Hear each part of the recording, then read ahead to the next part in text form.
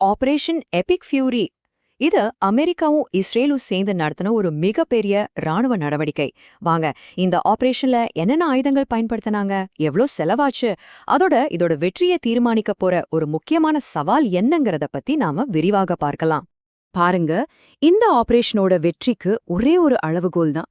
Commander in சீஃபோட உத்தரவு ரொம்ப தெளிவா இருந்துச்சு. அவங்களோட ஏவுகணைகளை நாம அழிக்க போறோம், அவங்களோட ஏவுகணை தொழிற்சாலைய தரைமட்டமாக்க போறோம், அது முற்றிலுமா அழிக்கப்படும்.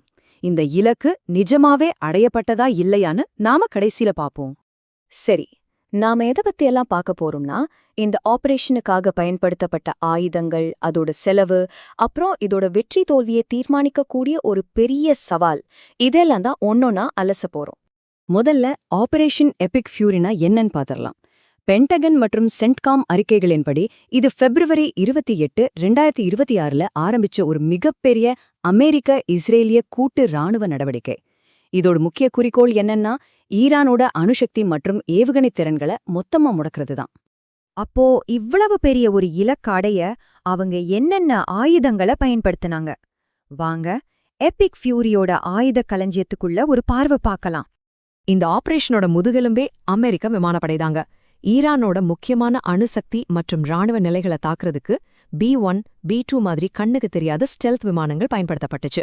அதே சமயம் F-35, F-22 மாதிரி அதிநவீன போர் விமானங்கள் வான்வழிய முழுசா தன்னோட கட்டுப்பாட்டுல வச்சிருந்தது. இது கூடவே F-15, F-16 மாதிரியான பல விமானங்களும் தாக்குதலுக்கு ரொம்ப உதவியா இருந்துச்சு. முக்கியமா EA-18G குரோவ்லர் விமானங்கள் எதிரிகளோட ரேடார்களை செயலிழக்க வச்சு தாக்குதலுக்கு பெரிய வழியை ஏற்படுத்தி கொடுத்துச்சு. விமானப்படை ஒரு பக்கம் இருக்க, ஆளில்லா விமானங்களும் தொலைதூர தாக்குதல் அமைப்புகளும் கூட இதுல ஒரு முக்கிய பங்கு வகிச்சது. இங்க ஒரு சுவாரஸ்யமான விஷயம் என்னன்னா, லூகாஸ் ஒன்-வே ட்ரோன்கள் முதல் முறையா போர்க்களத்துல பயன்படுத்தப்பட்டது. MQ-9 ரீப்பர் ட்ரோன்கள் கண்காணிப்புக்கும் துல்லியமான தாக்குதலுக்கும் உதவ, இன்னொரு பக்கம் கடல்ல இருந்து டொமஹாக் ஏவுகணைகளும் தரையிலிருந்து ஹிமார்ஸ் ராக்கெட்டுகளும் இலக்குகளை சரியா தாக்கின. ஒரு பக்கம் தாக்குதல் நடந்துகிட்டு இருந்தாலும் இன்னொரு பக்கம் ஈரானோட பதிலடிகளை தடுக்க ஒரு பிரம்மாண்டமான பாதுகாப்பு வளையம் இருந்துச்சு. பேட்ரியாட் TAAD மாதிரியான இன்டர்செப்டர் சிஸ்டம்ஸ் ஈரானோட பாலிஸ்டிக் ஏவுகணைகளையும் ட்ரோன்களையும் வானத்திலேயே தடுத்தழிச்சது. இந்த முழு ஆபரேஷனுக்கும் ஆதரவா USS Gerald Ford, USS Abraham Lincoln தலைமையிலான 2 விமானம் தாங்கி கப்பல் குழுக்கள் அங்கே நிறுத்தப்பட்டிருந்துச்சு. யோசிச்சு பாருங்க, எவ்ளோ பெரிய கடற்படை சக்தி. சரி, இவ்ளோ பெரிய ஆபரேஷனுக்கு எவ்ளோ செலவாச்சு? பண ரீதியாகவும் பொருள் ரீதியாகவும் ஏற்பட்ட இழப்புகள் என்னென்னு பாப்போம். பிரவுன் யூனிவர்சிட்டி கணக்குப்படி ஒரு மலைக்கு வைக்கிற ஒரு நம்பர், October 7, 2023 இந்த பகுதியில நடந்த மோதல்களுக்காக அமெரிக்கா செலவு செஞ்ச மொத்த தொகை $33.77 பில்லியன். இந்த பிரம்மாண்டமான தொகையில ஆபரேஷன் எபிக் ஃபியூரியோட செலவும் அடங்கும். இந்த செலவு வெறும் டாலர் கணக்கு மட்டும் அல்ல, இதுல ஒரு சோகமான சம்பவமும் அடங்கும்.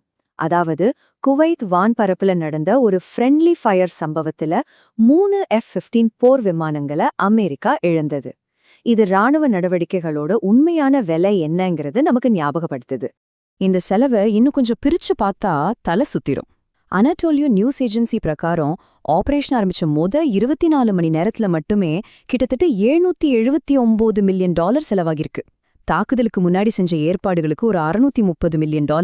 அது மட்டும் இல்லாம ஒரே ஒரு விமானம் தாங்கி கப்பல் குழுவை இயக்கிறதுக்கு மட்டுமே ஒரு நாளைக்கு $6.5 மில்லியன் செலவாகுது.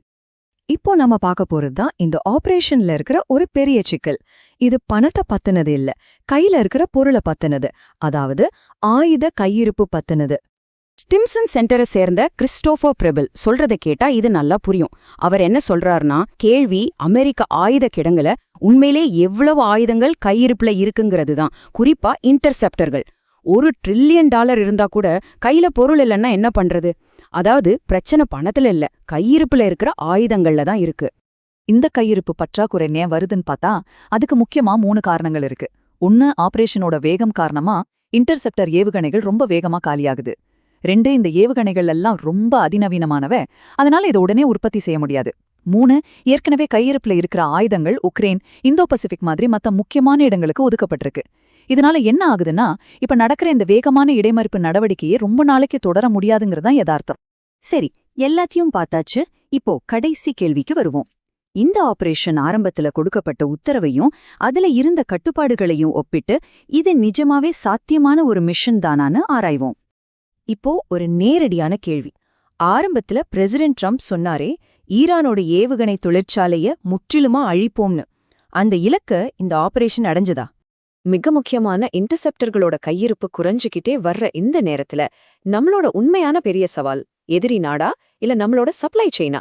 நவீன கால போரோட யதார்த்தங்களை பத்தின ஒரு ஆழமான சிந்தனை இது தூண்டுது இல்லையா? இந்த கேள்விகளுக்கு கிடைக்கிற பதில்தான் அமெரிக்க ராணுவத்தோட எதிர்காலத்தையே தீர்மானிக்க போகுது.